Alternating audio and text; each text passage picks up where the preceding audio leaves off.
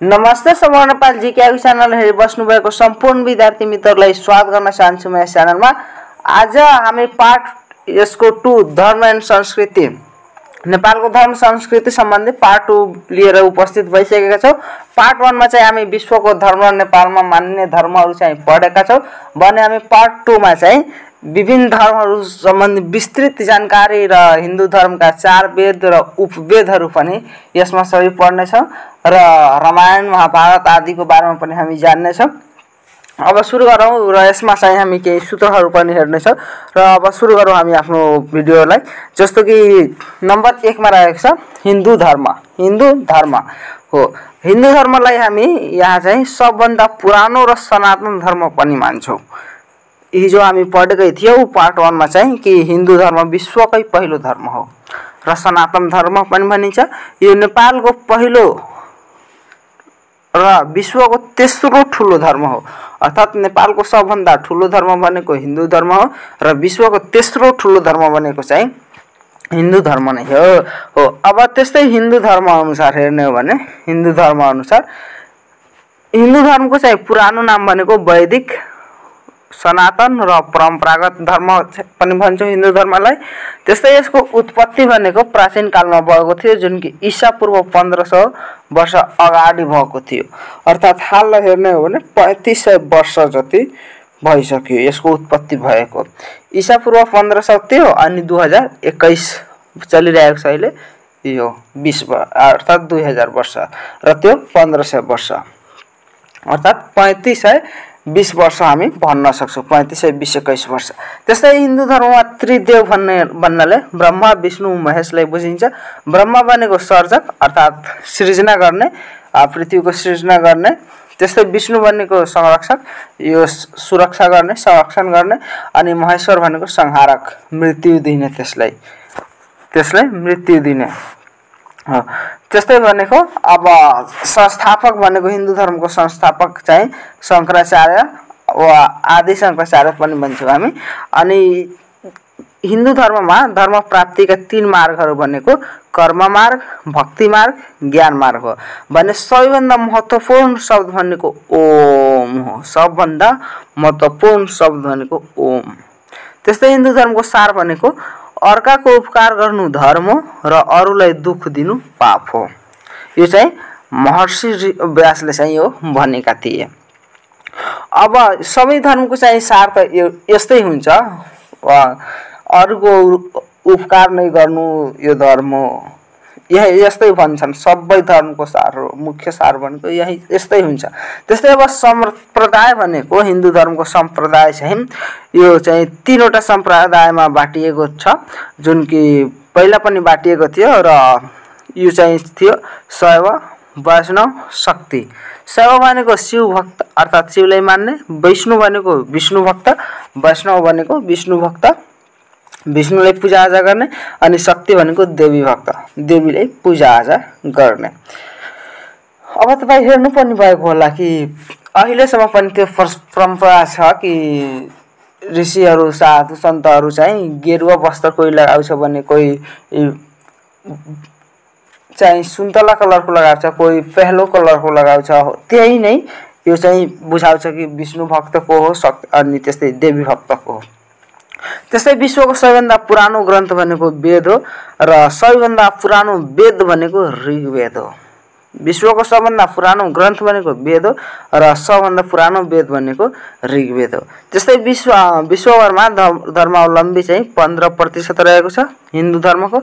यो करिब चाहिँ 1 बिलियन रहेको छ अर्थात 1 अरब हो। त्यस्तै चाहिँ अब नेपालमा कति यसको रहेको छ भन्दाखेरि धर्मावलम्बी 81.3 हिजो नै हामी पढ्यौं, 81.3 रहेको छ, 81.34 हो। अब त्यस्तै हिन्दूहरूको 4 धाम हेर्ने हो भने हिन्दूहरूको 4 धाम भने जगन्नाथ, बद्रीनाथ, द्वारिका, रामेश्वरम हो। अब यसमा चाहिँ तपाईलाई झुक्याउनको लागि एउटा केदारनाथ दिइदिन्छ हो। त केदारनाथ चाहिँ हिन्दूहरूको 4 धाम मध्ये पर्दैन, अप्सनमा दिइदिन्छ। तल दिएका मध्ये 4 धाममा हिन्दू धर्म अनुसार 4 धाममा नपर्ने तलका मध्ये कुन हुन् भन्ने केदारनाथ दिइदिन्छ त्यहाँ। अनि तपाईलाई लाग्छ कि केदारनाथ पनि पर्छ, तर केदारनाथ पर्दैन। 4 धाम मध्ये केदारनाथ पर्दैन। त्यस्तै अब ग्रन्थ भनेको हिन्दू धर्मको ग्रन्थहरू भनेको 4 वेद, 18 पुराण, उपनिषद, रामायण, गीता, चण्डी, महाभारत यो सबै के हुन् भन्दाखेरि यो सबै हिन्दू धर्मका ग्रन्थहरू हुन्। अब चाहिँ त्यस्तै हिन्दू धर्म अनुसार जीवनका 4 चरणहरू र त्यसको अवस्था, त्यसको समय कति हुन्छ र त्यसको कर्तव्य, त्यस अवस्थामा चाहिँ हामीले के गर्नुपर्छ अब त्यो बुझौँ हामी। जस्तो कि यहाँ दिएको छ जीवनका 4 चरणहरू। जस्तो कि चरण वा आश्रम हेरौँ, जस्तो कि ब्रह्मचर्य, गृहस्थ, वानप्रस्थ, सन्यास, यो चाहिँ अवस्थाहरू भयो जीवनका 4 चरणहरू हिन्दू धर्म अनुसार हो। त्यस्तै अब यसको चाहिँ अवस्था के कस्तो रहेको छ, जस्तो कि हेर्नुहोस् त यहाँ ब्रह्मचर्य भनेको बाल्यावस्था अर्थात् जन्मदेखि 25 वर्षसम्मको अवधि। जन्मदेखि 25 वर्षको यदि अवधि छ भने हामी सबैको कसमा पर्यो भने ब्रह्मचर्यमा पर्यो, अर्थात् बाल्यावस्था। यो बेलाको हाम्रो कर्तव्य के हुनुपर्छ भन्दाखेरि यहाँ चाहिँ गुरुकुलमा रही शिक्षा आर्जन गर्नु हाम्रो मेन कर्तव्य हो। गुरुकुलमा रही शिक्षा आर्जन गर्नु। त्यस्तै गृहस्थ भनेको यहाँ अब गृहस्थ भनेको युवा अवस्था जुन कि 25 वर्षदेखि 50 वर्षसम्मको अवधि हुन्छ र यो बेला चाहिँ गृहस्थी जीवन निर्वाह गर्नु अर्थात् दाम्पत्य जीवन चाहिँ निर्वाह गर्नु यो बेलाको कर्तव्य। त्यसपछि आउँछ वानप्रस्थ चरण अर्थात् प्रौढ अवस्था 50 वर्षदेखि 75 वर्षसम्म अर्थात् घर गृहस्थीबाट बिस्तारै टाढा हुने अर्थात् अब घर चलाउनबाट अलिकता टाढा हुँदै भगवान भक्तिमा चाहिँ लाग्ने। त्यस्तै चौथोमा रहेको छ सन्यास अर्थात् वृद्ध अवस्था 75 वर्षदेखि 100 वर्षसम्म वा त्योभन्दा पनि माथिको समय अवधिलाई के भन्छौँ भन्दाखेरि सन्यास अर्थात् वृद्ध अवस्था हो। यो बेला चाहिँ सन्यासी जीवन निर्वाह गर्ने सबै कुरा त्यागी भगवान भक्तिमा लीन हुने चाहिँ यो समय हो। अब यसको चाहिँ अर्थ बुझौँ न हामी। जस्तो कि ब्रह्मचर्यमा हामी सिक्छौँ अनि गृहस्थ जीवनमा चाहिँ हामी त्यसले पालना गर्छौँ, त्यसलाई त्यस अनुरूप काम गर्छौँ भने वानप्रस्थ जीवनमा चाहिँ अब हामी अरूलाई सिकाउँछौँ। यो चाहिँ सिकाउने कार्य चाहिँ गृहस्थ जीवनबाट नै गरिदिन्छौँ हामी आफ्नो छोराछोरीलाई वा हामी आफ्नो सन्तानहरूमा चाहिँ आफूले सिकेका कुराहरू ट्रान्सफर गर्न चाहिँ सुरु गरिदिन्छौँ गृहस्थबाट। र वानप्रस्थमा जब आउँछौँ भने हामी यो सब कुरालाई अब छोड्न थाल्छौँ र उनीहरू गर्न थाल्छन्। अब उनीहरू गृहस्थ जीवन चाहिँ बिताउन थाल्छन् किनकि जब हामी 50 वर्षभन्दा माथि हुन्छौँ भने हाम्रो छोराछोरीहरू पनि त दाम्पत्य जीवनमा आइसकेका हुन्छन् हो त उनीहरू अब यो सबै कार्यभार चाहिँ सम्हाल्छन् र सन्यास अवस्थामा चाहिँ हामी गएर चाहिँ सन्यासी पुरा एकदमै चाहिँ अब जब 75 वर्षको माथि भइहाल्छौँ भने एकदमै भगवान भक्तिमा हामी लीन हुन्छौँ हो। त्यस्तै अब पशुपतिका 5 मुखहरू हेर्ने हो भने पशुपतिका 5 मुखहरू जस्तो कि पूर्वमा तत्पुरुष अर्थात् पशुपतिका 5 मुखहरू हेर्ने हो भने पूर्वमा चाहिँ तत्पुरुष पूर्व जुन रहेको छ पूर्वको ढोका जसले हामी तत्पुरुषको प्रतीक मान्छौँ अर्थात् ज्ञानको प्रतीक। यदि कोही पूर्वबाट प्रवेश गरिरहेको छ भने पशुपतिनाथमा भने यदि कसैले अर्थात् कसैले यदि ज्ञान लिनु छ भने ज्ञान आर्जन गर्नु छ भने त्यो चाहिँ पूर्वबाट जानुपर्ने चाहिँ विश्वास रहेको छ। त्यस्तै यदि कसैलाई धनको प्राप्ति अर्थात् धनको प्राप्तिको लागि यदि भगवानसँग प्रार्थना गर्नु छ भने त्यसले पश्चिमबाट जान चाहिँ विश्वास रहेको छ अर्थात् पश्चिममा चाहिँ सघोजातको चाहिँ विश्वास रहेको छ। त्यस्तै उत्तरमा चाहिँ वामन अर्थात् दाम्पत्य जीवनको प्रतीक उत्तरको ढोकालाई दाम्पत्य जीवनको प्रतीक मान्छौँ अर्थात् वामन।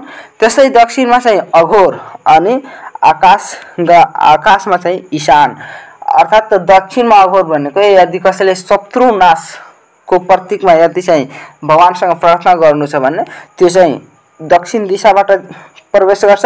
त्यस्तै यदि कसैलाई ईश्वरको प्राप्तिको लागि पूजाआजा गर्नु छ, भगवानको प्राप्तिको लागि चाहिँ भगवानसँग प्रार्थना गर्नु छ भने त्यो आकाशबाट जुन माथि एउटा ढोका रहेको छ त्यसबाट आउनुपर्छ।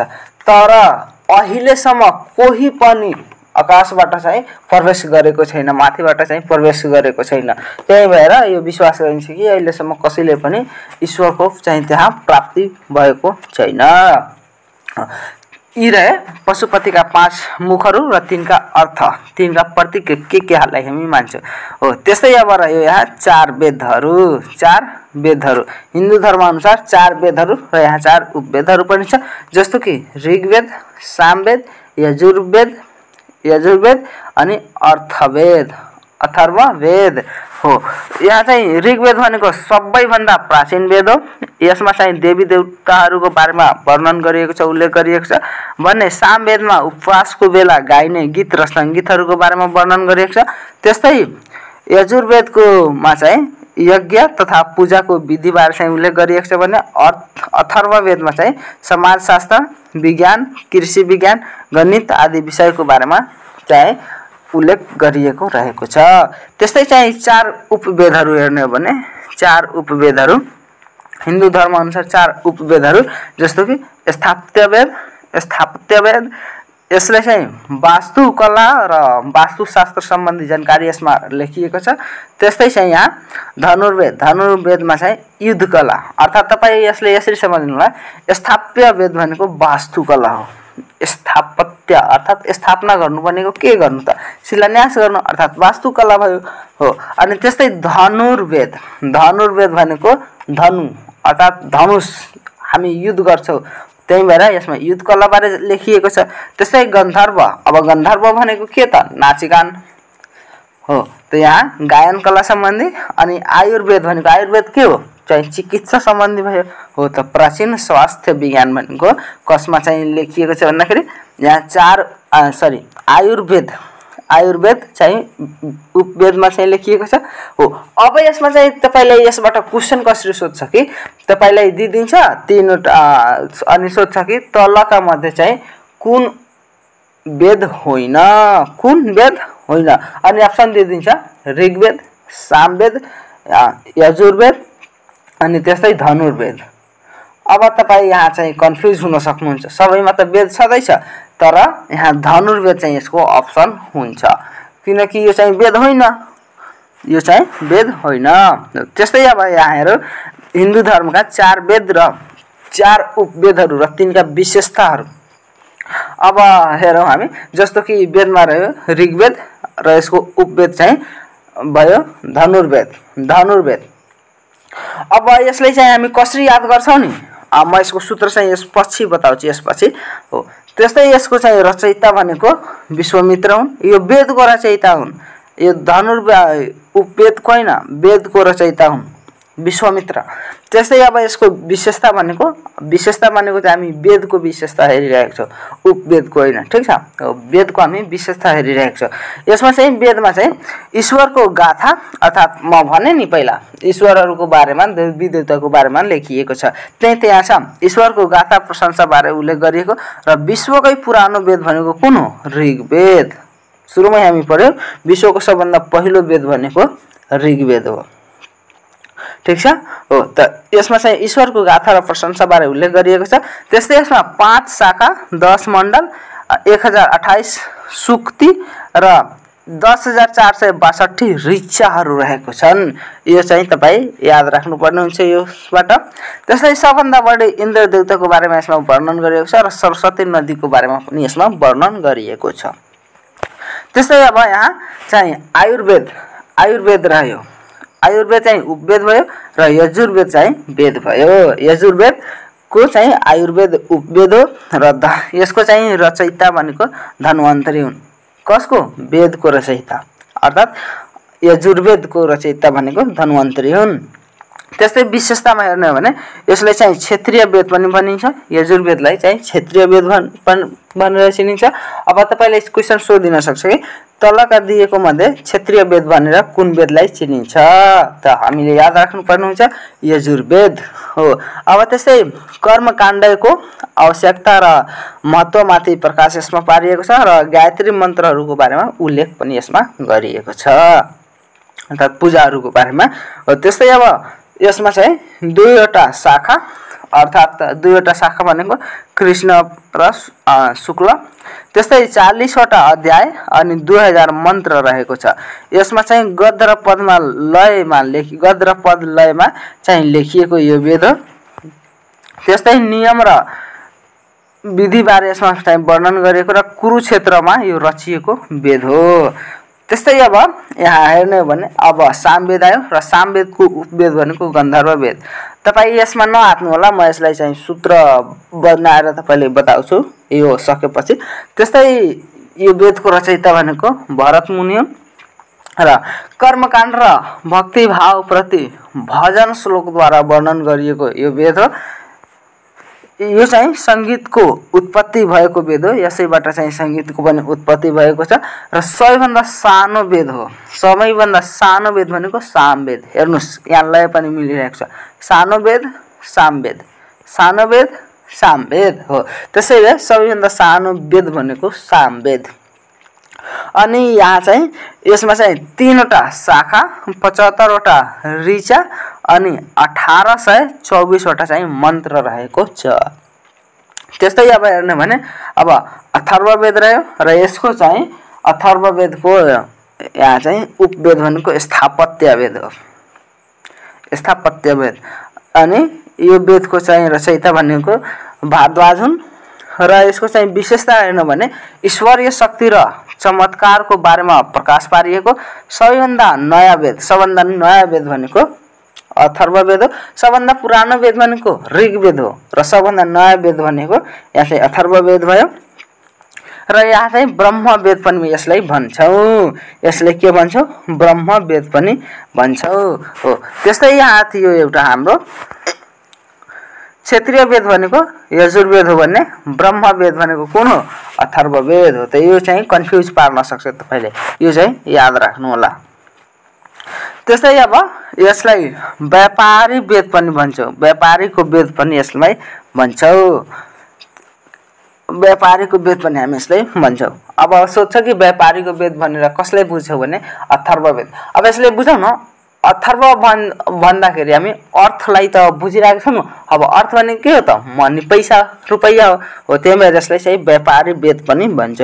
त्यस्तै यसमा चाहिँ 20 अध्याय अर्थात् काण्ड रहेको छ अनि 731 वटा सुक्ति रहेको छ अनि 6000 मन्त्र रहेको छ। त्यस्तै यो वेदमा चाहिँ जादु, टोना, भूत प्रेत, औषधि आदिको बारेमा चाहिँ आदिको मन्त्रहरू चाहिँ वर्णन गरिएको छ हो। अब हेरौँ हामी यो चाहिँ सबै चाहिँ वेद र उपवेदहरूलाई कसरी हामी सूत्रबद्ध तरिकाले हेर्छौँ। जस्तो कि वेदलाई हेर्ने हो भने वेदलाई यहाँ चाहिँ हामी भन्न सक्छौँ ऋषा, RYSA, हामी ऋषा भन्छौँ।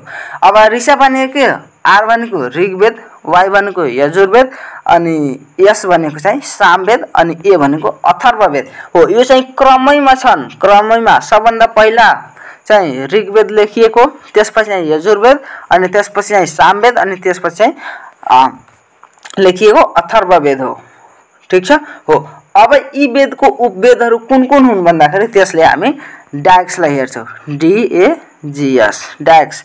अब डायक्स भनेको यहाँ चाहिँ अब हेरौँ हामी, डी भनेको धनुर्वेद, धनुर्वेद अर्थात् यो चाहिँ धनुर्वेद हामी हेऱ्यौँ नि, यहाँ हेर्नुहोस् त, यहाँ छ धनुर्वेद, ऋग्वेदको धनुर्वेद छ हो। त यहाँ हेऱ्यौँ ऋग्वेदको धनुर्वेद हो। त्यस्तै अब यहाँ वाइ भनेको यहाँ यजुर्वेद भयो नि, यजुर्वेद अनि ए भनेको आयुर्वेद हो। त यो चाहिँ यजुर्वेदको चाहिँ उपवेद भनेको आयुर्वेद हो। यजुर्वेदको उपवेद भनेको के हो भन्दाखेरि आयुर्वेद हो।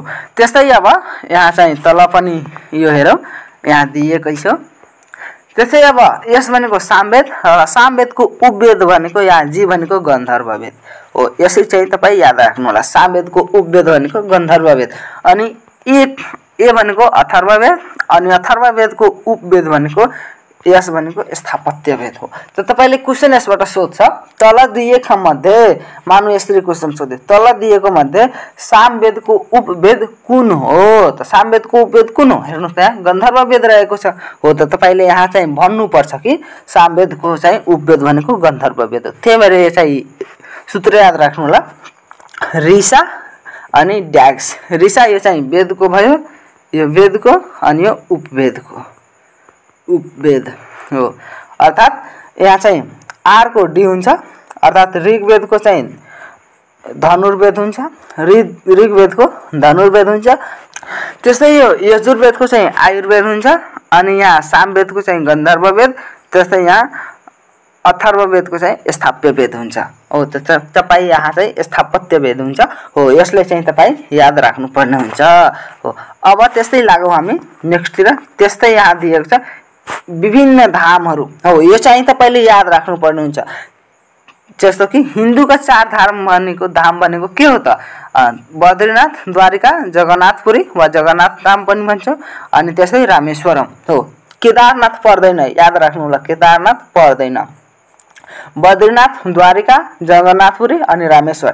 त्यस्तै बौद्ध धर्म अनुसार 4 धर्म भनेको लुम्बिनी जुन कि बौद्धको धर्मस्थल हो। नेपालमा एउटै मात्र छ लुम्बिनी जुन कि बौद्धको धर्मस्थल हो। बाँकी सबै बिहारमा छ। जस्तो कि बौद्ध गया अर्थात जहाँ बुद्धत्व प्राप्त गरेका थिए उनी बौद्ध गया। सारनाथ उनी चाहिँ पहिलो पटक गौतम बुद्धले पहिलो पटक उपदेश दिएको ठाउँ हो सारनाथ। त्यस्तै कुशीनगर उनको चाहिँ महापरिनिर्वाण भएको थियो अर्थात उनको चाहिँ निधन भएको थियो। त बौद्ध धर्मावलम्बीहरूले उनीहरूको लागि 4 धाम भनेको यही हो लुम्बिनी बौद्ध गया सारनाथ र कुशीनगर। हिन्दू धर्म अनुसार यो 4 धाम भयो र बौद्ध धर्म अनुसार यो 4 धाम भयो। त्यसै अब नेपालका 4 धामहरू जस्तो कि यहाँ दिएको छ बराह क्षेत्र सुनसरी जिल्लामा रहेको छ रुरु क्षेत्र गुल्मी जिल्लामा रहेको छ हरिया क्षेत्र तनहुँमा रहेको छ मुक्ति क्षेत्र मुस्ताङमा रहेको छ। यसबाट चाहिँ जोडा मिलाउने खालको प्रश्नहरूमा यसबाट चाहिँ क्वेशन सोधिन सक्छ। जस्तो कि अब दिइदिन्छ बराह क्षेत्र यता चाहिँ यहाँ चाहिँ यो धामहरू दिन्छ र यता चाहिँ तिनीहरूको स्थानहरू दिन्छ र त्यस बीचमा हामीले जोडा मिलाउनु पर्ने हुन्छ। त तपाईले यो चाहिँ याद राख्नु होला। त्यसै अब रह्यो विष्णुका 10 अवतारहरू। विष्णुका चाहिँ 10 अवतारहरू अब हामी हेरौँ। जस्तो कि 1 मा रहेको छ मत्स्य 2 मा कुर्म 3 बराह 4 नरसिंह 5 वामन 6 परशुराम 7 राम 8 कृष्ण 9 बौद्ध 10 कल्की हो। यो चाहिँ विष्णुका 10 अवतारहरू हुन्। हुन त विष्णुका चाहिँ 24 जति अवतारमा हामी विश्वास गर्छौं तर यो चाहिँ यो 10 प्रमुख धर्म उनको प्रमुख अवतारहरू हुन् हो। अब यसलाई चाहिँ हामी क्रमशः कसरी सूत्रमा हामी याद राख्ने हेर्नुस् त। अब सूत्रमा यसले कसरी याद राख्ने भनेको सूत्र के हो हेरौँ त। यहाँ म कर्म बढाएर न बापलाई मात्र बल्कि राम कृष्ण र बौद्धलाई पनि कलियुगमा ल्याउँछु हो। अब यो सूत्र कसरी रह्यो हेरौँ। यहाँ म कर्म बढाएर न बापलाई बल्कि राम कृष्ण र बौद्धलाई पनि हामी म कलियुगमा चाहिँ बोलाउँछु। अब सूत्र हेरौँ। यहाँ सूत्र चाहिँ समझ्नु पर्छ तपाईले। जस्तो कि म कर्म बढाएर यहाँ बढाएर लेखिएको छ नि लेख्नु होला बढाएर अनि पढ्नु होला बढाएर। म कर्म बढाएर न बापलाई मात्र बल्कि राम कृष्ण र बौद्धलाई पनि कलियुगमा बोलाउँछु। अर्थात हामी आफ्नो बुवालाई मात्र होइन बुवा त छँदै छ नि त बुवालाई मात्र होइन बल्कि हामी राम कृष्ण र बुद्धलाई पनि कलियुगमा बोलाउँछु हो। अब यसले हेरौँ। म भनेको मत्स्य क भनेको कुर्म त्यस्तै बढाएर भनेको यहाँ बराको बराह एरको कुनै अर्थ छैन। त्यस्तै न भनेको नरसिंह अनि बा भनेको वामन यहाँ वामन हुन्छ। त्यस्तै प भनेको परशुराम हुन्छ अनि लाइको कुनै अर्थ छैन मात्रको पनि कुनै अर्थ छैन बल्कीको पनि कुनै अर्थ छैन। त्यस्तै रा भनेको राम कृ भनेको कृष्ण छँदैछ रामको राम कृष्णको कृष्ण र बौद्धको बौद्ध अनि क भनेको कल्की हो। हेर्नु त यो सूत्र चाहिँ कस्तो रहेको छ, म कर्म बढाएर न बापलाई मात्र बल्कि रामकृष्ण र बौद्धलाई पनि कलियुगमा बोलाउँछु हो। यो सूत्र रहेको छ, यसले चाहिँ तपाईँ याद राख्नु होला। त्यस्तै अब वाल्मीकिद्वारा लेखिएका रामायणका 7 काण्डहरू हो। हेरौ अब 7 काण्डहरू ती के हुन्, जस्तो कि 1 मा रह्यो बालकाण्ड, 2 अयोध्याकाण्ड, 3 अरण्यकाण्ड, 4 किष्किन्धाकाण्ड, 5 सुन्दरकाण्ड, 6 युद्धकाण्ड अनि 7 भनेको उत्तरकाण्ड हो। अब यसमा चाहिँ पहिलो काण्ड भनेको बालकाण्ड हो भने अन्तिम काण्ड भनेको उत्तरकाण्ड हो। यो कुरा पनि तपाईले याद राख्नु होला। इक्जाममा यसरी पनि सोध्छ कि पहिलो काण्ड भनेको यो हो भने अन्तिम काण्ड कुन हो, यसरी चाहिँ सोधिन्छ। त पहिलो काण्ड भनेको बालककाण्ड अनि त्यस्तै अन्तिम भनेको चाहिँ उत्तरकाण्ड पनि हामी भन्छौँ हो। अब यसको सूत्र हेरौँ, यसलाई कसरी याद राख्ने क्रमै वाइजमा। जस्तो कि बालक अयोध्याबाट अरण्य हुँदै किष्किन्धामा सुन्दर युद्ध गर्यो र उत्तरतर्फ गयो। अब यसको हेरौँ, जस्तो कि किष्किन्धामा चाहिँ प्रभु श्री रामले किष्किन्धाका राजा चाहिँ बाली थिए, त त्यहाँ चाहिँ बालीको हत्या गरेको थियो, अर्थात् बालीको त्यहाँ युद्ध भएको थियो बालीसँग हो। त यसरी हामी बुझौँ। अनि राम चाहिँ अयोध्याबाट थिए हो, त यसरी चाहिँ हामी बुझ्न सक्छौँ। बालक अयोध्याबाट अरण्य हुँदै किष्किन्धामा सुन्दर युद्ध गर्यो र उत्तरतर्फ गयो हो। त यो कुरा चाहिँ हामीले बुझ्नुपर्छ। अब यहाँ सूत्र चाहिँ अब क्लियर भयो। जस्तो कि यहाँ बालक भनेको बालकाण्ड, अयोध्या भनेको अयोध्याकाण्ड, अरण्य भनेको अरण्यकाण्ड, किष्किन्धा भनेको किष्किन्धाकाण्ड, सुन्दर भनेको सुन्दरकाण्ड अनि युद्ध भनेको युद्धकाण्ड, उत्तर भनेको उत्तरकाण्ड हो। यसरी चाहिँ अब हामीले याद राख्नुपर्ने हुन्छ। त्यस्तै अब यहाँ पारसरद्वारा चाहिँ लेखिएका 18वटा पुराण मध्ये हामी चाहिँ प्रमुख जानकारीहरू यहाँ लिएर आएका छौँ। जस्तो कि स्कन्द पुराण, यो चाहिँ सबैभन्दा ठुलो पुराण हो। यो 18वटा जुन हिन्दूका पुराणहरू छन् नि, जुन महाभारतमा 18वटा पुराण लेखिएको छ पारसरद्वारा हो, त्यसमा सबभन्दा ठुलो पुराण भनेको स्कन्द पुराण हो र सबभन्दा सानो पुराण भनेको अग्नि पुराण हो। सबभन्दा ठुलो पुराण स्कन्द पुराण, सबभन्दा सानो पुराण भनेको अग्नि पुराण हो। अनि त्यस्तै चाहिँ सबभन्दा पुरानो पुराण भनेको मत्स्य पुराण अर्थात् यसले सबभन्दा पहिलो भन्छौँ। सबभन्दा पहिला स्थापना वा सबभन्दा पहिला लेखिएको पुराण भनेको मत्स्य पुराण हो, अर्थात् सबैभन्दा पुरानो पुराण हो।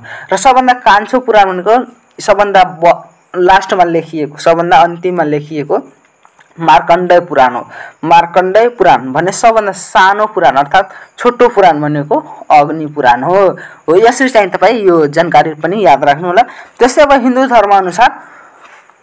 धर्म अनुसार यहाँ 6वटा शास्त्र र तिनका प्रवर्तकहरू हेर्ने हो भने 6वटा शास्त्र र तिनका प्रवर्तकहरू, जस्तो कि सांख्य शास्त्रको कपिल प्रवर्तक हुन्, त्यस्तै योग शास्त्र पतञ्जलि, न्याय शास्त्र गौतम ऋषि अनि वैदेशिक शास्त्र भनेको कणाद महर्षि अनि पूर्व मीमांसा भनेको जैमिनी अनि उत्तर मीमांसा वा वेदान्त भनेको महामुनि व्यास चाहिँ यसको चाहिँ प्रवर्तक हुन्। 6वटा चाहिँ शास्त्रहरू हुन्, हिन्दी दर्शनका 6वटा शास्त्रहरू हुन् र तिनका प्रवर्तकहरू। यो कुरालाई पनि तपाईले याद राख्नु होला। त्यस्तै अब यहाँ रामायण सम्बन्धी जानकारी रहेको छ। जस्तो कि राम र सीताको बिहे भएको थियो, त त्यो कुन प्रकारको बिहे थियो? त्यो त भगवान शिवको चाहिँ धनुष भाँचेर नि बिहे भएको थियो, त्यही भएर यो पराक्रम बिहे थियो, पराक्रम प्रकारको चाहिँ बिहे थियो। त्यसै राम र सीताको बिहे भएको जुन थियो त्यो कुन काण्डमा? अयोध्या चाहिँ रामायणमा चाहिँ 7वटा काण्ड त लेखिएको थियो, त्यसमध्ये कुन काण्डमा चाहिँ उनीहरूको बिहे भएको थियो भन्दाखेरि बालक काण्ड अर्थात् बालकाण्ड हामी भन्छौँ हो। त्यस्तै अब रामचन्द्र चाहिँ 14 वर्ष चाहिँ वनवास गएको थिए हो, त त्यो कुन ठाउँमा वनवास गएको थियो भन्दाखेरि चित्रकूट। यो सब कुरा चाहिँ तपाईले याद राख्नुपर्ने हुन्छ। र भरतले चाहिँ जब राम 14 वर्षको वनवास गएको थियो त्यो बेला चाहिँ भरतले अब राम किन वनवास गएको थियो नि त हेर्ने हो भने अब रामको बुवा चाहिँ दशरथ यति बलवान थियो कि यदि त्यो इन्द्रसँग पनि युद्ध गरिदियो भने इन्द्रको सिंहासन पनि ऊ खोसिलिन्थ्यो, इन्द्र पनि पराजय भइहाल्थ्यो, त्यति बलियो थियो। त एक दिन के भयो कि उनी चाहिँ एउटा असुरसँग युद्ध गरिरहेको थिए र कुनै त्रुटिको कारण उनी चाहिँ मूर्छित भए र त्यो बेला चाहिँ सारथी भनेको चाहिँ केकई थिइन्, अर्थात् उनकी चाहिँ पत्नी चाहिँ माइली पत्नी केकई थिइन्। र त्यो बेला चाहिँ जब उनी मूर्छित भइन् भने उनी बचाएकी थिइन् उनलाई भने उनी खुस भएर भने कि अब तिमी दुईवटा कुनै वरदान माग, म तिमीलाई दिन्छु। त उनी के भनिन् कि समय आएपछि म माग्छु। अनि यही हेरेपछि अब चाहिँ राम, लक्ष्मण, भरत अनि शत्रुघ्न चाहिँ अब उनीहरू चाहिँ युवावस्थामा आइसके र त्यसले पार गर्ने समय पनि हुन थाले र तिनीहरूको बिहे पनि भइसकेको थियो भने अब राजा जनक चाहिँ सोचिरहेको थिए कि अब राजपाट चाहिँ रामलाई दिदिने। त त्यही बेला जब यो कुरा चल्यो त त्यही बेला चाहिँ त्यस राज्यमा चाहिँ एउटा आइमाई भनौँ त्यो चाहिँ नराम्रो स्वभावकी थिइन्। उनी चाहिँ केकैलाई यो कुरालाई आघात गराइन् कि अब केकै भनेको चाहिँ भरतको आमा अनि कोशिला भनेको चाहिँ रामको आमा चाहिँ कोशिला अनि भरतको आमा चाहिँ केकै थिइन् भने लक्ष्मणको आमा भनेको चाहिँ सुमित्रा थिइन्। सुमित्रा यी तीनैवटी रानी थिइन् जनक राजा जनकको। त अब केकैले चाहिँ अब राजा जनकसँग त्यो आफ्नो वर मागिन् कि मलाई दुईवटा वर दिनुहोस्, तपाईँले प्रतिज्ञा गर्नुभएको थियो। त एउटा वर चाहियो मलाई कि राजा चाहिँ भरत बन्छ र अर्को वर भनेको राम 14 वर्ष वनवास जान्छ। त अब राजा जनकलाई रामसँग एकदमै बढी प्रेम थियो, राम बिना बाँच्नै नसक्ने भए हो। त अब राजाले चाहिँ आग्रह गरिन् कि ठिकै हो, भरतलाई म राजा बनाइदिन्छु तर रामलाई वनवास पनि नपठाउन। त उनले भने होइन, रामले वनवास जानै पर्छ र भरतले राज्य भोग्नु पर्छ। त अब चाहिँ त्यो जबरजस्ती भनौँ वा आफ्नो वचन दिएको कारण तर रामलाई वनवास भए र 14 वर्ष वनवास गएको थिए। तर यो चाहिँ भरतलाई राम्रो लागेको थिएन कि उसले सोचिरहेको थियो कि होइन, राम दाइ नै राजा बन्छ, म राजा बन्दैन। उनीहरू किनकि एकदम सरल र शान्त भनौँ वा सरल र एकदमै राम्रो व्यवहारका उनीहरू थिए। त भरतले त्यो बेला चाहिँ 14 वर्षसम्म सिंहासनमा त बसेर चाहिँ राजा गरेको थिएन, राजा त भयो तर 14 वर्ष चाहिँ रामको खराउ राखेर त्यो बेला चप्पल जुन काठको चप्पल हुन्छ नि, त रामको खराउ राखेर त्यसलाई नन्दीग्राम भन्ने ठाउँमा चाहिँ नन्दीग्राम ठाउँबाट चाहिँ राज्य गरेको थियो। त्यस्तै रावणले सीताको अपहरण गरेको स्थान भनेको पञ्चवटी भयो, पञ्चवटी स्थानबाट चाहिँ सीताको हरण गरेको थियो। अब त्यस्तै हनुमानको बारेमा पनि यसमा चाहिँ एक पात्र मध्ये हनुमान पनि रामायणको एक महत्त्वपूर्ण पात्र हुन्। हनुमानको बुबाको नाम चाहिँ केसरी हो, उनलाई चाहिँ केसरी नन्दन पनि भन्छ। र हनुमानको आमाको नाम भनेको अन्जनी वा अन्जना हो। त्यस्तै हनुमानको वंश हेर्ने हो भने वायु वंशका थिए उनी, वायु वंशको हो। त्यस्तै अब चाहिँ हनुमानको छोराको नाम चाहिँ मकरध्वज थिए, मकरध्वज। अब हनुमानको त बिहे भएको थिएन तर हनुमान चाहिँ यति शक्तिशाली कि आफ्नो पसिनाबाट नै सन्तान पैदा गर्न सक्ने त्यति शक्तिशाली हनुमान थिए। एक समयको कुरा हो कि उनी आकाशमा उड्दै गइरहेको थियो र उनलाई धेरै पसिना भइसकेको थियो र त्यही पसिना एकचोटि समुद्रमा खस्यो र त्यो चाहिँ गोहीले त्यसलाई ग्रहण गरिन्। अनि गोहीले ग्रहण गरिसकेपछि गोहीलाई गर्भ रह्यो र त्यही गोहीबाट जन्मियो छोरा एउटा जसको नाम मकरध्वज राखियो। र त्यो पतालको रावणको भाइ महिरावण अर्थात् पतालमा बस्थ्यो, त्यसको चाहिँ गेटपाल भनौँ, त्यो चाहिँ मकरध्वज थिए। अनि त्यस्तै हनुमानको बाल्यकालको नाम चाहिँ मारुति थियो। मारुति अब मा भनेको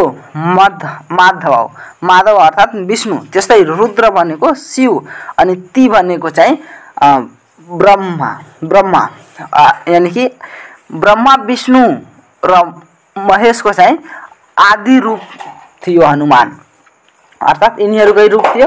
त्यस्तै रावणले लेखेका 2 पुस्तक, अब रावणले 2वटा पुस्तक लेखेका थिए, आर्कपक्ष र कुमारतन्त्र। आर्कपक्ष र कुमारतन्त्र। अब रावणको अर्को नाम भनेको दशानन्द थियो। दशानन्द किन थियो? किनकि उसको 10वटा टाउको थियो, त्यही भएर रावणलाई दशानन्द पनि भनिन्छ। त्यस्तै अब रावणको माताको नाम कैकसी थियो र पिताको नाम विश्वा ऋषि थियो। यो पिता चाहिँ ऋषि मुनि थिए र माता चाहिँ राक्षस वंशका थिए। कैकसी चाहिँ राक्षस वंशका थिए। अनि त्यस्तै दशरथको बुवाको नाम चाहिँ अज थियो र अजको बुवाको नाम दिलीप थियो। यो कुरा चाहिँ तपाईँ याद राख्नु होला। यस चाहिँ क्वेसन पनि यस्तो सोध्छ कि रामको बुवाको नाम दशरथ, दशरथको बुवाको नाम अज हो भने अजको बुवाको नाम के हो? त तपाईँ याद राख्नुपर्ने हुन्छ दिलीप हो। अनि त्यस्तै दशरथको आमाको नाम चाहिँ इन्द्रमती हो। यो कुरा याद राख्नु होला। अब त्यसै हामी महाभारततर्फ जाउँ। महाभारत सम्बन्धी केही जानकारीहरू यहाँ राखिएको छ, जस्तो कि यसको रचयिता भनेको, महाभारतको रचयिता भनेको वेदव्यास। अनि यसमा चाहिँ 1 लाख श्लोक र 3 लाख शब्द, 1 लाख श्लोक र 3 लाख शब्द रहेको छ। यो संसारकै सबभन्दा ठुलो वेद हो। संसारकै सबभन्दा ठुलो वेद हो। त्यस्तै महाभारतको युद्ध भएको ठाउँ चाहिँ कुरुक्षेत्र रह्यो र महाभारतको युद्ध चलेको चाहिँ 18 दिन चलेको थियो। त्यस्तै युद्धमा सहभागी चाहिँ जम्मा करिब 18 लाख जति भएको थिए, जसमा पाण्डव पक्षबाट 6 देखि 7 लाखसम्म चाहिँ सेनाहरू रहेको थियो भने कौरव पक्षबाट 11 देखि 12 लाख जति सेनाहरू रहेका थिए। र युद्धको उपरान्त चाहिँ जम्मा 11 जना मात्र बाँचेका थिए। 6वटा पाण्डव तर्फबाट। 6वटा को थिए भन्दाखेरि एउटा 5 पाण्डव अनि कृष्ण। त्यसै चाहिँ 4 जना कौरव पक्षबाट भनेको कृप अर्थात् उनीहरूको कुलगुरु कृपाचार्य, अश्वत्थामा,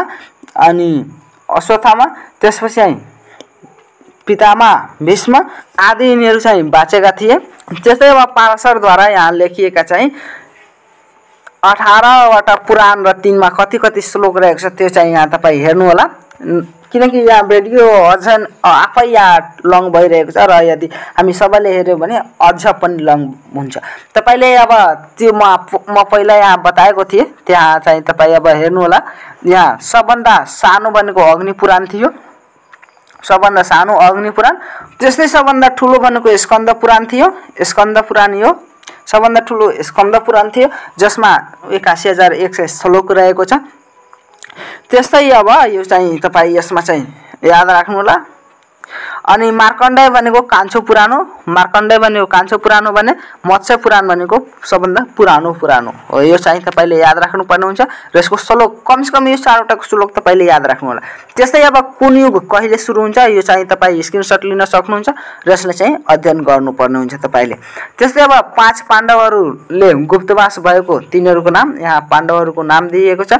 यहाँ गुप्तवास भएको उनीहरूको गुप्तको बेला जस्तो कि युधिष्ठिरको कङ्क थियो, भीमको बल्लभ, अर्जुनको बृहन्नल्ला, त्यस्तै नकुलको अरिष्टनेमी, सहदेवको तन्त्रीपाल अनि द्रौपदीको शैलेन्द्री थियो। भने द्रौपदीबाट यहाँ जन्मिएका 5वटा जुन पुत्र थिए नि तिनीहरूको यहाँ नाम दिएको छ। जस्तो कि युधिष्ठिरको पुत्र भनेको विन्ध्या हुन् हो। त यिनीहरू चाहिँ अब यो चाहिँ तपाईँले याद राख्नुपर्ने हुन्छ। त्यस्तै यहाँ चाहिँ कसको के अर्थात् जस्तो कि विष्णुको धनुलाई सारङ भनिन्छ, यहाँ सारङ दिएको छ। त्यस्तै विष्णुको चक्रलाई सुदर्शन चक्र भनिन्छ अनि अर्जुनको धनुलाई गाण्डीव भनिन्छ। यो चाहिँ तपाईँले याद राख्नुपर्ने हुन्छ, यसको चाहिँ स्क्रिनसट लिन सक्नुहुन्छ। त्यस्तै कसको गुरुको यो पनि तपाईँले याद राख्नुपर्ने हुन्छ। यहाँ हेर्नुहोस्, यो सब तपाईँले याद राख्नुपर्ने हुन्छ। त्यस्तै कसलाई कतिवटा श्री लेखिन्छ हो यो हेरौँ त एकचोटि। जस्तो कि आमा वा श्रीमतीलाई चाहिँ श्री 1, जस्तो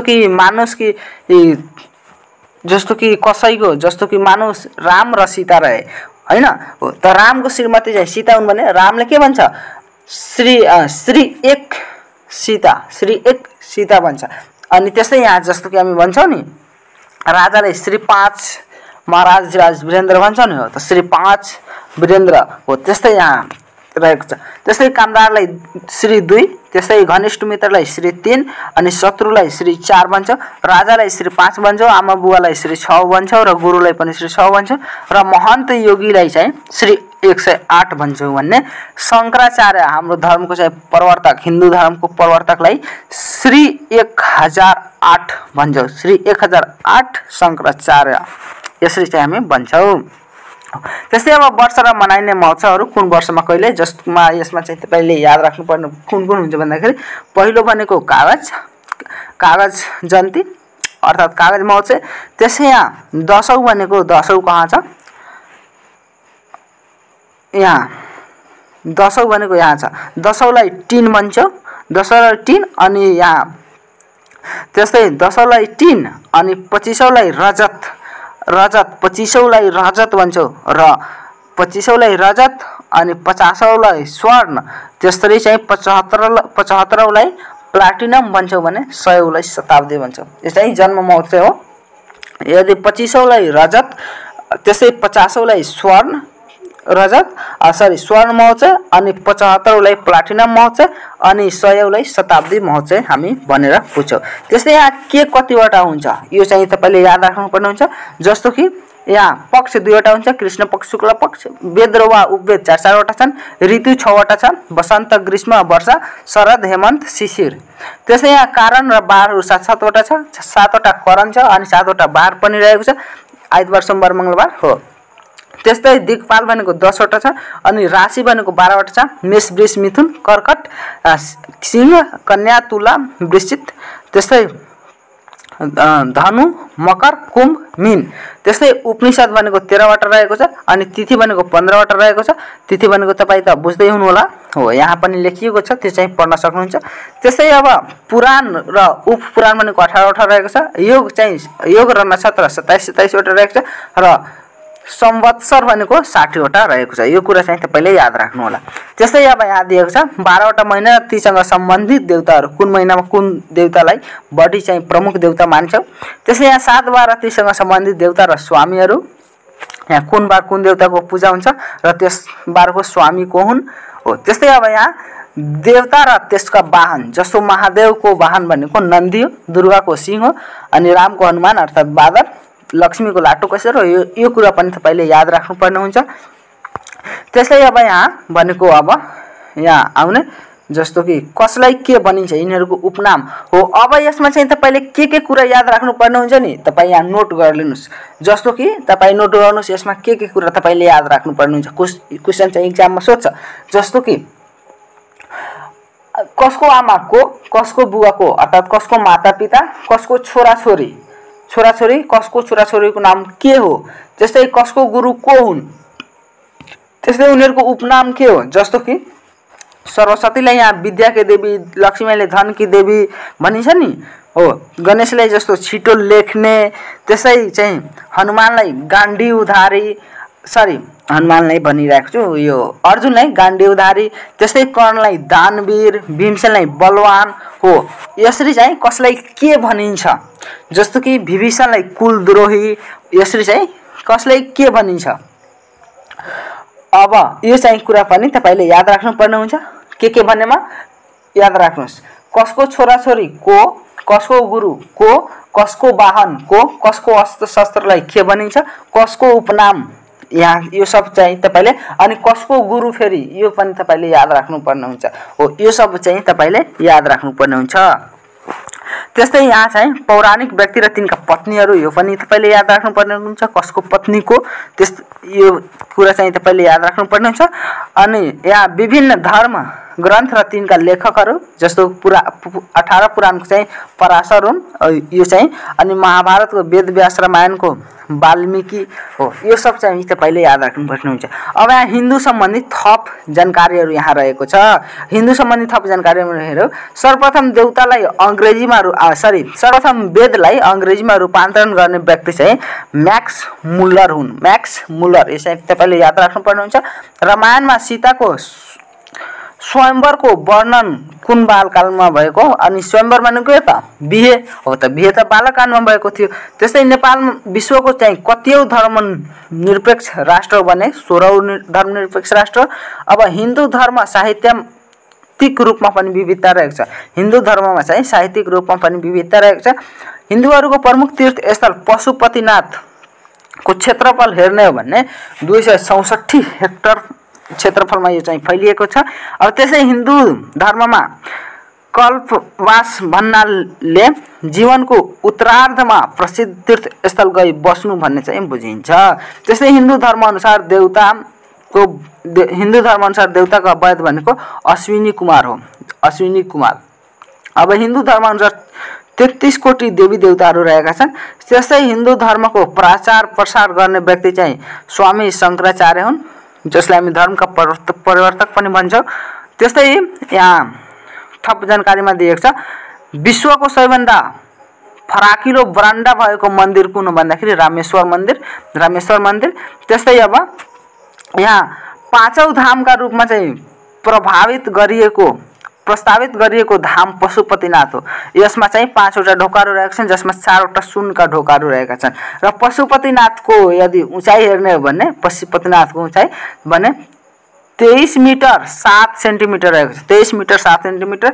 अनि पशुपतिनाथको क्षेत्रफल हेर्नु हो भने क्षेत्रफल त म पहिला नै बताइसकेको छु, 264 हेक्टर रहेको छ। त्यस्तै पशुपतिनाथ विश्व सम्पदामा सूचीकृत कहिले भएको थियो भन्दाखेरि सन् 1979 मा।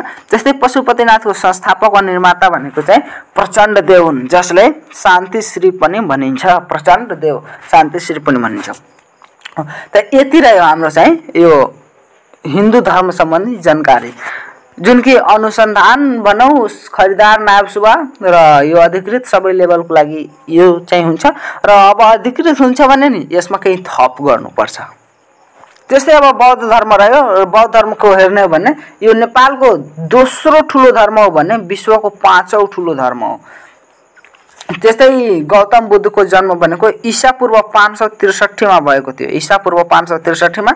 र इनको चाहिँ गौतम बुद्धको वंश वा गोत्र भनेको शाक्य हुन्, अनि गोत्र भनेको गौतम यिनको थर अर्थात् गोत्र। त्यस्तै यो धर्मको उत्पत्ति कहिले भएको थियो भन्दाखेरि ईसापूर्व 520 मा। अब यहाँ तपाईँ हेर्नुहुन्छ कि ईसापूर्व यहाँ 563 मा जन्म भयो र 520 मा कसरी चाहिँ यसको उत्पत्ति भयो धर्मको। त यहाँ ईसापूर्वमा के हुन्छ नि। अब त्यस्तै हेर्नुहोस् त, हिन्दू धर्म त ईसापूर्व 1500 मा उत्पत्ति भएको थियो हो। त ईसापूर्व भनेको नि जब हाम्रो यो धर्म चाहिँ उत्पत्ति भयो त्यस बेला चाहिँ त्यही बेलादेखि ईसापूर्व सुरु भयो। र यो चाहिँ यहाँ चाहिँ ईसापूर्व उल्टै आउँछ, अर्थात् 1500 देखि 0 मा आउँछ। 0 मा आएपछि तब विक्रमसम्म सुरु भएको छ, 1 देखि तब सुरु भएको छ भन्ने। यहाँ चाहिँ त्यही भएर म हिन्दूको कति भनेको थिएँ, 3500 वर्ष भनेको थिएँ नि, 1500 यो अनि यहाँ 2000 यो, त्यही भएर त 3500 भयो नि हो। त त्यस्तै यहाँ त अब हेर्नुहोस् त, पहिला जन्म त भएको हो बुद्धको, त्यसपछि नि यहाँ जन्म, त्यसपछि नि यो धर्मको उत्पत्ति भएको हो। त्यस्तै उत्पत्ति स्थल भनेको चाहिँ लुम्बिनी हो, रूपन्देही जिल्लाको, नेपालमा पर्छ।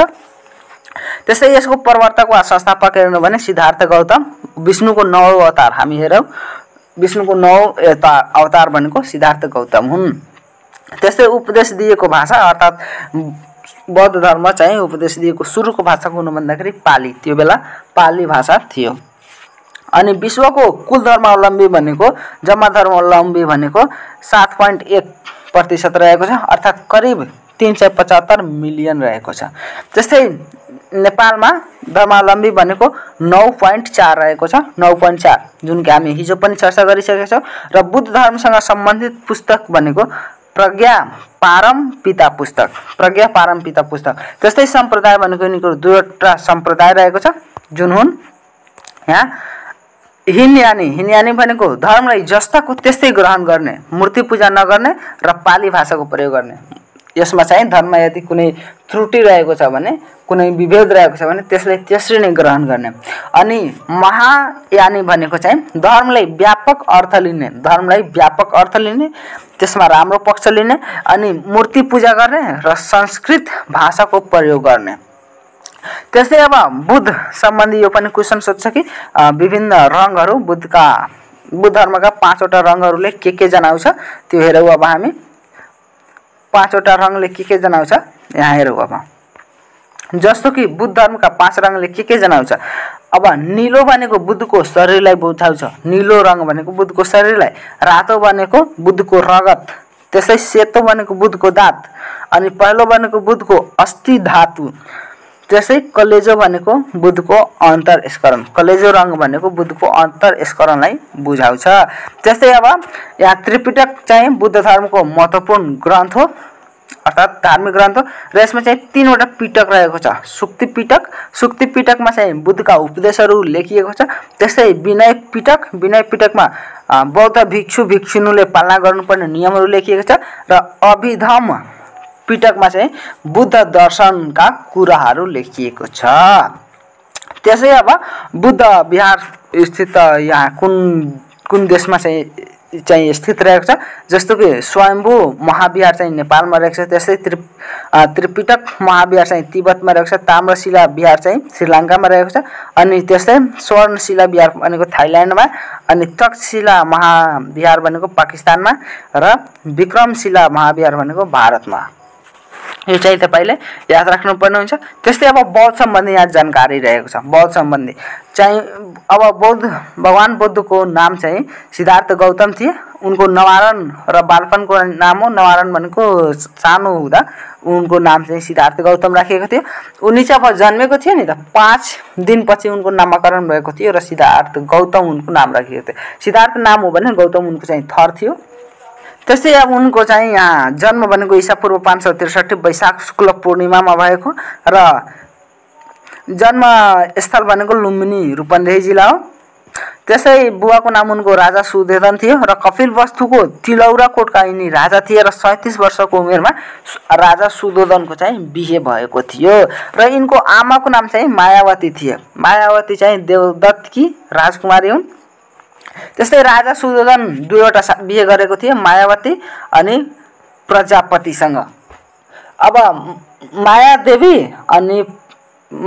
अनि प्रजापतिसँग बिहे गरेका थिए भने अब हेरौँ यहाँ उनको जस्तो कि अब बिहे भएको थियो 2 जनासँग, राजा सुधोधनको मायादेवी र प्रजापतिसँग। अब जब गौतम बुद्धको जन्म भयो नि त 5 दिनपछि यो भनिन्छ कि उल्लेख पनि छ 5 दिनपछि चाहिँ मायादेवीको चाहिँ निधन भएको थियो भने बौद्धलाई पालन पोषण कसले गरेका थिइन् भन्दाखेरि बौद्धलाई पालन पोषण गर्ने चाहिँ उनको दोस्री रानी यहाँ प्रजापति थिइन्। प्रजापतिले बौद्धलाई पालन पोषण गरेका थिइन्।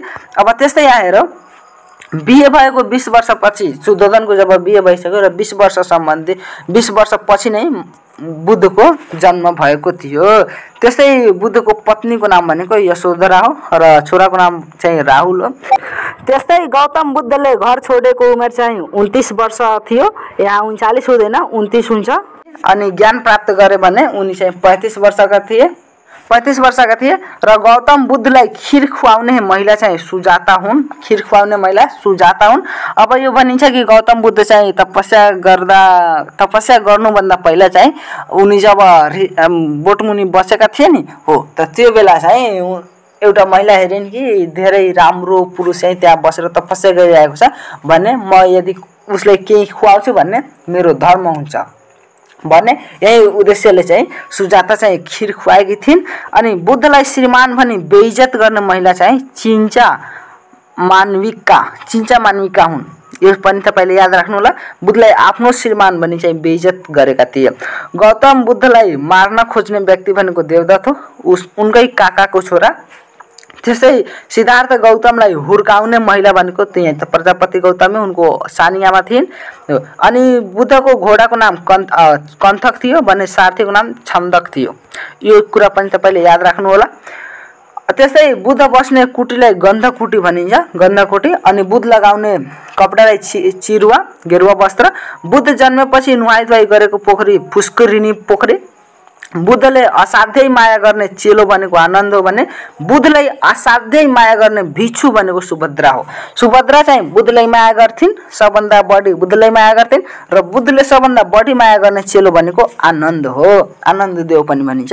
त्यस्तै बुद्धसँग सम्बन्धित पंक्षी भनेको सारस हो। अब देवदत्तले सारसले मार्न खोज्दा चाहिँ बुद्धले सारसले बचाएको थिए। अब सारस पंक्षी भनेको यो यस्तो चाहिँ पंक्षी हो नि कि यदि भालुले मर्यो भने पोथी आफै मर्छ, पोथी आफै झक्लाएर मर्छ र पोथी मर्यो भने भाले पनि आफै झक्लाएर मर्छ। यस्तो चाहिँ यिनीहरू पंक्षी हुन्, सारस पंक्षी। जस्तै नेपालमा गौतम बुद्ध आएको थिए। ईसापूर्व 463 मा 7औं किराँती राजा जित्ते दास्तीको पालामा चाहिँ नेपाल आएको जुन विश्वास गरिन्छ नि, त्यो बेला चाहिँ गौतम बुद्ध चाहिँ 80 वर्षको उमेरको थिए र उनी चाहिँ उपदेश दिएको पहिलो स्थान भनेको सारनाथ हो, भारतमा रहेको छ, र उपदेश दिएको अन्तिम स्थान भनेको वैशाली हो।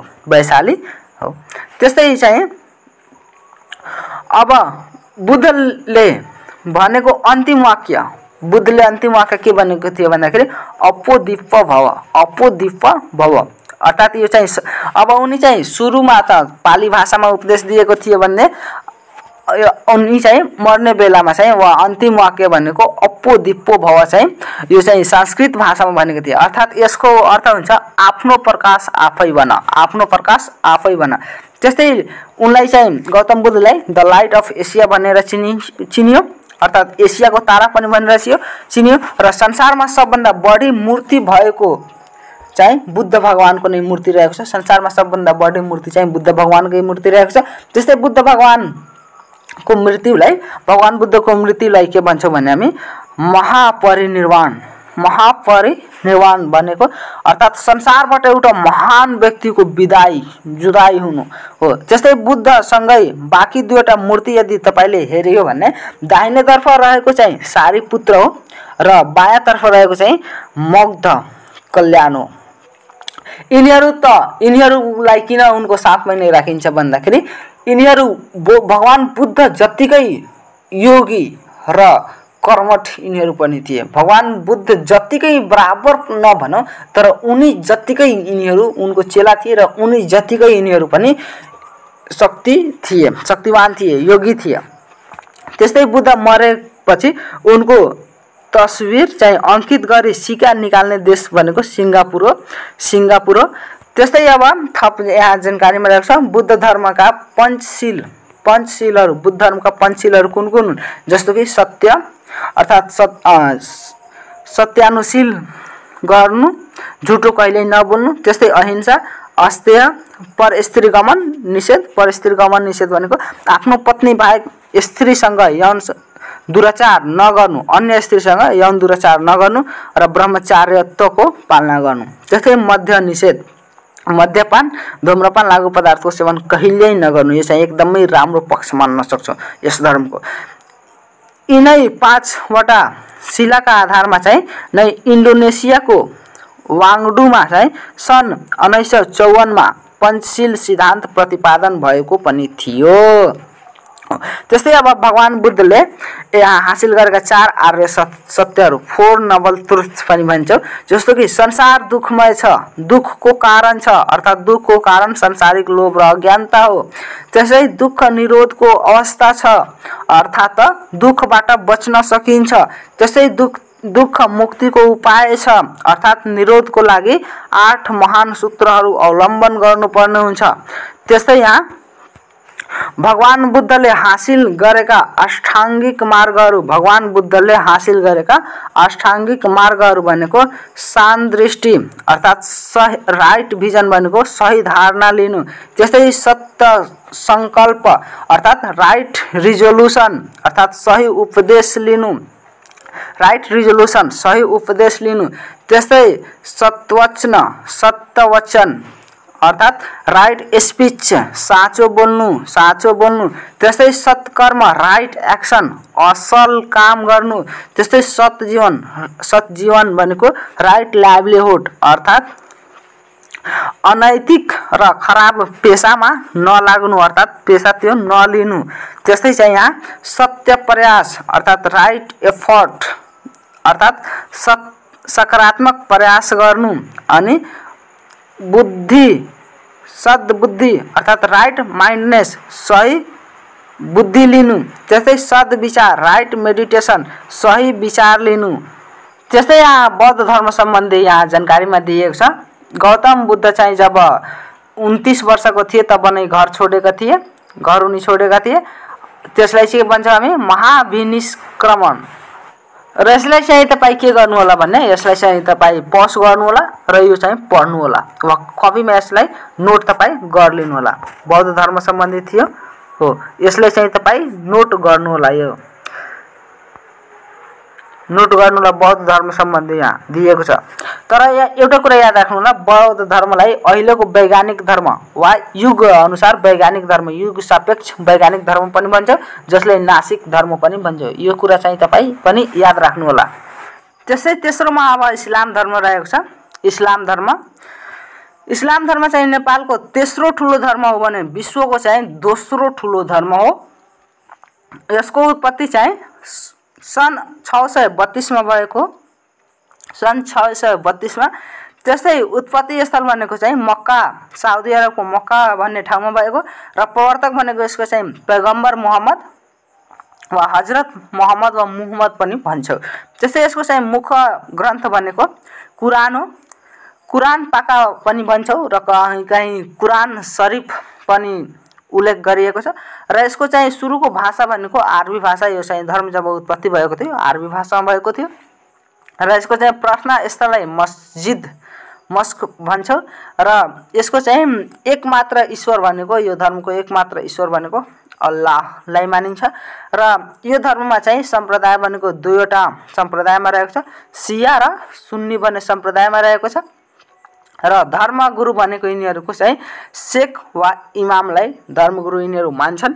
र मुख्य चाडहरू भनेको यिनीहरूमा रमजान भयो, ईद उल फितर भयो, ईद उल अजहा भयो। यो सब यिनीहरूको मुख्य पर्वहरू हुन्, चाडहरू। जस्तै विश्वमा धर्मावलम्बी चाहिँ 23.2% रहेको छ, अर्थात् 1.8 मिलियन रहेको छ। त्यस्तै नेपालमा जनसङ्ख्या भनेको 4.3% रहेको छ, 4.3% रहेको छ। अनि इस्लामका 5 सिद्धान्तहरू भनेको शहादा, जसले आस्था वा विश्वास यिनीहरू राख्छन्, जसलाई आस्था वा विश्वास भएको चाहिँ यिनीहरू मान्छन्। र त्यस्तै चाहिँ नमाज भनेको प्रार्थना, प्रत्येक दिन चाहिँ यिनीहरू 5 पटक नमाज गर्छन्। त्यस्तै जकात भनेको दान गर्नु, अर्थात् हुने खानेले नहुने वा दुर्बललाई चाहिँ दिने गर्छन्। र हज भनेको तीर्थयात्रा चाहिँ, अर्थात् हिजरी सम्मतका अन्तिम महिनाका मक्का र मदिनाको यात्रा भन्छन् यिनीहरू। त्यस्तै रोजा भनेको उपवास, अर्थात् रमजान महिनामा 1 महिनाको उपवास हो। यही चाहिँ मुस्लिम अर्थात् इस्लाम धर्मका 5 सिद्धान्तहरू हुन्, 5 सिद्धान्तहरू। त्यस्तै अब इस्लाम धर्महरूले एक दिनमा 5 पटक जुन पढ्नुपर्ने नमाजहरू छन् त्यसलाई हेरौँ हामी। त्यो चाहिँ कसरी त्यसलाई हामी हेर्छौँ। जस्तो कि सूर्य उदयभन्दा पहिला जुन यिनीहरू नमाज पढ्छन् त्यसले फजिर भनिन्छ। र मध्याह्न भनेको जुन 12 बजेको आसपास हुन्छ त्यसलाई चाहिँ हामी जोहर भन्छौँ। र दिउँसो अर्थात् साँझीमा चाहिँ यिनीहरू जुन पढ्छन् त्यसले अस्र भन्छौँ, अस्र। र सूर्य अस्तको बेला, सूर्य अस्त अर्थात् साँझीको बेला चाहिँ यिनीहरू जुन नमाज पढ्छन् त्यसलाई चाहिँ मगरिब भनिन्छ। र रातिको बेला जुन यिनीहरू नमाज पढ्छन् त्यसलाई इशा भनिन्छ, इशा हो। त्यस्तै अब हिजरी सम्मत हेरौँ हामी। हिजरी सम्मत हेरौँ। हिजरी सम्मत अब यस सम्बन्धी थप जानकारी रहेको छ। इस्लाम धर्म सम्बन्धी पात्रोलाई हिजरी भनिन्छ। इस्लाम धर्म सम्बन्धी जुन पात्रो हुन्छ त्यसलाई के भन्छौँ? हिजरी भन्छौँ। र सम्बतलाई चाहिँ हिजरी सम्बत भन्छौँ हो। अब हिजरी सम्बत अनुसार यिनीहरूको चाहिँ महिनाको सङ्ख्या कतिवटा हुन्छ भने 12 वटा रहेको हुन्छ। र पहिलो महिना भनेको मुहर्रम हो। र यसको 10औं दिन भनेको चाहिँ दाहा हुन्छ, अर्थात् दाहाको मेला जुन लाग्छ नि हो। त यिनीहरूको पहिलो महिनाको 10औं दिन, पहिलो महिना भनेको मुहर्रम हो र त्यसको 10औं दिन चाहिँ दाहा लाग्ने गर्दछ। त्यस्तै तेस्रो महिना भनेको चाहिँ रबी अवल हो। तेस्रो महिना रबी अवल। यस महिनामा मुहम्मदको जन्म भएको थियो। 9औं महिना भनेको रमजान हो। 9औं महिना रमजान, यिनीहरूले पवित्र महिना यसलाई भन्छन्। र यसै महिनामा चाहिँ रोजा हुन्छ भने अन्तिम महिना भनेको डुल अल हिजा हो, डु अल हिजा। यस महिनामा चाहिँ हज यात्रा चाहिँ यिनीहरू गर्ने गर्छन्। त्यस्तै अब इस्लाम धर्म सम्बन्धी थप जानकारीमा यहाँ रहेको छ। जस्तो कि यो थप जानकारी चाहिँ तपाईँ पढ्नुलाई म यसमा चाहिँ महत्त्वपूर्ण कुरा चाहिँ तपाईँलाई बताइदिइरहेको छु। जस्तो कि पैगम्बर मोहम्मदको जन्म चाहिँ साउदी अरबको मक्कामा भएको थियो अनि यिनको चाहिँ मृत्यु भनेको साउदी अरबको मदिना भन्ने ठाउँमा भएको थियो। त्यसैले इस्लाम धर्महरूले अर्थात् मुस्लिमहरूको लागि महत्त्वपूर्ण तीर्थस्थल मक्का र मदिना हो। अब त्यस्तै यहाँ चाहिँ रहेको छ जस्तो कि ईश्वरको प्रार्थना गर्ने वा वन्दना गर्नेलाई यिनीहरू नमाज भन्दछन् भन्ने त्यो स्थान नै चाहिँ मस्जिद भन्छन्, अर्थात् प्रार्थना गर्ने स्थान नै मस्जिद भन्दछन्। अनि यिनीहरू जुन भुइँ छोएर खुदाको प्रार्थना गर्दछन्, भुइँ छुवाएर टाउकोलाई शिरलाई, त्यसलाई सिजदा भनिन्छ, सिजदा भनिन्छ हो। जस्तै हाजी भनेको हज अर्थात् तीर्थयात्रा सम्पन्न गर्ने व्यक्तिलाई इस्लाम धर्म अनुसार हाजी भनिन्छ। यिनीहरूको हज थियो, त्यसको चाहिँ यात्रा पुरा गर्नुलाई के भन्छ भने हाजी भन्छ, व्यक्तिलाई हाजी भन्छ। जस्तै पैगम्बर मोहम्मदलाई अल्लाहको यिनीहरू विशेष दूत अर्थात् रसुल पनि भन्दछन्, रसुल अर्थात् विशेष दूतहरू भन्दछन्। अब यहाँ चाहिँ यस धर्मको प्रमुख धर्म ग्रन्थ भनेको कुरान हो भने यसमा चाहिँ 114वटा खण्डहरू रहेको छ, 114वटा खण्डहरू रहेको छ। त्यस्तै अब यहाँ सक्नेले धनी अर्थात् सक्ने भनेको धनी र नसक्ने भनेको गरिब, त धनीले गरिबलाई अनिवार्य रूपमा दान दिनुपर्ने यिनीहरूमा रहेको छ।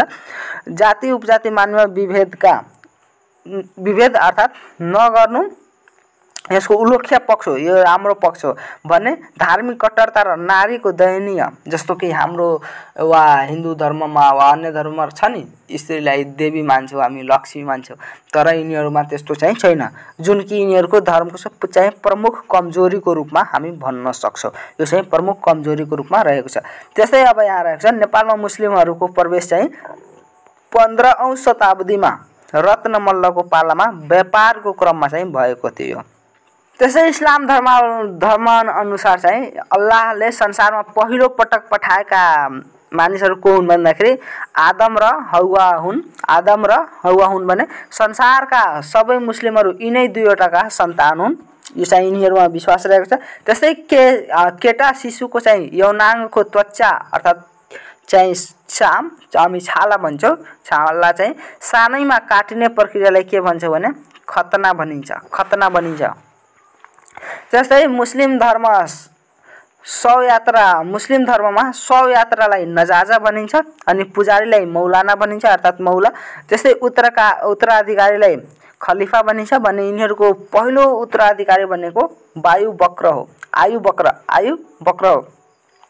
त्यस्तै ज्ञान सुनाउनेलाई खादिजा भनिन्छ भने स्वच्छित दानलाई चाहिँ यिनीहरू इन्फाक वा सदका पनि भन्दछन् हो। त्यस्तै अब पैगम्बर मोहम्मदले मक्कामा ज्ञान दिएको र मदिनाको नबुई मस्जिदमा चाहिँ समाधिस्थ भएको चाहिँ यिनीहरूले मान्छन्।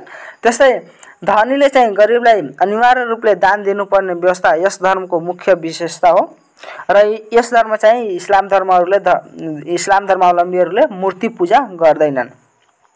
र इस्लाम धर्मको मुख्य रङ भनेको हरियो हो, हरियो यिनीहरूको मुख्य रङ हो र चन्द्रमा र तारा यिनीहरूको प्रमुख चिन्हको रूपमा बुझिन्छ। त्यस्तै अब पैगम्बर मोहम्मदले यहाँ दिएका केही उपदेशहरू रहेको छ जुन कि तपाईँ यहाँ पढ्नु होला, म सरस्वती पढेर तपाईँहरूलाई बताइदिइरहेको छु।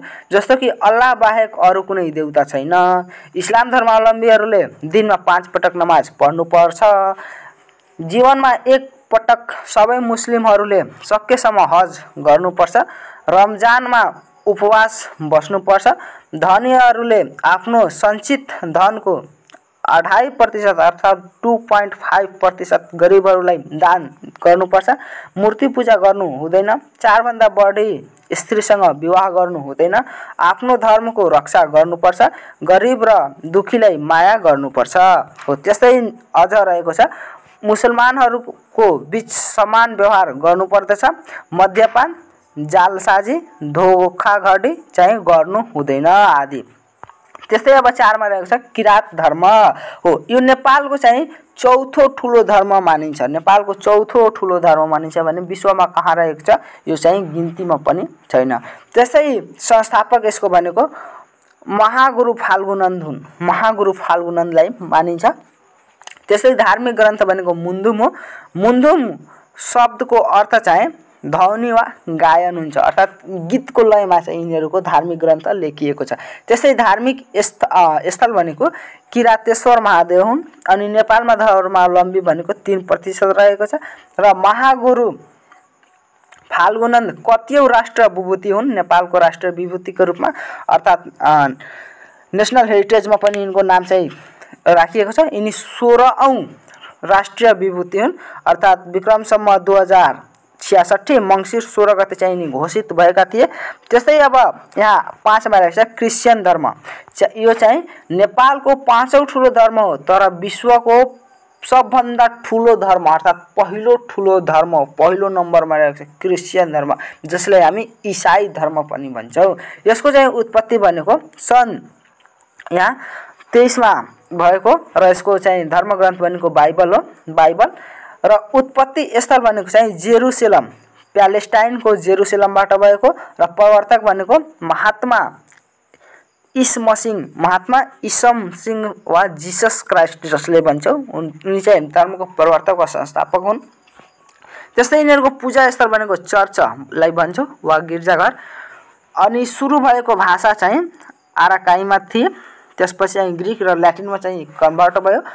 र अन्तिम सत्य भनेको यिनीहरूको एक ईश्वर, ईसाई अनुसार अन्तिम सत्य भनेको एक ईश्वर हो। त्यस्तै विश्वभरमा धर्मावलम्बी यिनीहरूको 31.5% अर्थात् करिब 2.2 मिलियन अर्थात् 2.2 बिलियन रहेको छ, 2.2 बिलियन जनसङ्ख्या रहेको छ। र नेपालमा धर्मावलम्बी भनेको 1.42 रहेको छ। यो इसाई धर्मको धर्मावलम्बी नेपालमा 1.42 रहेको छ। त्यस्तै अब इसाई धर्मलाई राज्य धर्मको रूपमा चाहिँ मान्यता दिने पहिलो राष्ट्र भनेको आर्मेनिया हो। त्यस्तै विश्वको सबैभन्दा बढी इसाई धर्मावलम्बी भएको राष्ट्र चाहिँ युएसए हो, संयुक्त राज्य अमेरिका हो। अनि सबैभन्दा बढी छापिएको ग्रन्थ कुन हो भन्दाखेरि बाइबल, सबभन्दा बढी छापिएको ग्रन्थ बाइबल हो। अनि सबभन्दा बढी पढिएको बुक भनेको चाहिँ गीता हो, पढिएको बुक गीता हो, गीता महाभारत हो। त्यस्तै सबभन्दा बढी मूर्ति भएको चाहिँ गौतम बुद्धको रहेको छ। अनि त्यस्तै यस धर्म अर्थात् इसाई धर्मको मुख्य सार भनेको के हो भन्दाखेरि लोभ नगर्ने, आफूलाई दिनहीन तथा दास नसमझ्ने। त्यस्तै रोमन राजा कन्स्टेन्टिन महानले सन् 313 मा इसाई धर्मलाई राज्यको प्रमुख धर्म चाहिँ घोषणा गरेका थिए। त्यस्तै अब यहाँ चाहिँ क्रिश्चियन धर्मका सम्प्रदायहरू हेरौँ। क्रिश्चियन धर्मका सम्प्रदायहरू जस्तो कि पहिला क्रिश्चियन धर्म चाहिँ 3 समुदायमा चाहिँ विभाजित थियो, जस्तो कि रोमन क्याथोलिक, त्यस्तै प्रोटेस्टेन्ट र प्युरिटन। यो चाहिँ 3वटा समुदायमा यो रहेको थियो। अनि यसको चाहिँ बाइबल भनेको 2 भागमा चाहिँ विभाजित रहेको छ। बाइबल धर्मग्रन्थ भनेको 2 भागमा चाहिँ विभाजित रहेको छ। जस्तो कि यहाँ हेरौँ, ओल्ड टेस्टामेन्ट अर्थात् मानिसहरूप्रति भगवानको स्नेह र न्यू टेस्टामेन्टमा रहेको छ क्राइस्टको जीवनी र उपदेश बारे यसमा चाहिँ वर्णन गरिएको छ। त्यसै क्रिश्चियन धर्मका केही मुख्य चाड तथा दिनहरू जस्तोको गुड फ्राइडे जिसस क्राइस्टलाई सुलीमा चढाइएको सम्झना चाहिँ मनाइने यो गुड फ्राइडे हो। त्यस्तै चाहिँ क्रिसमस इभ डिसेम्बर 24 मा यो मनाइन्छ।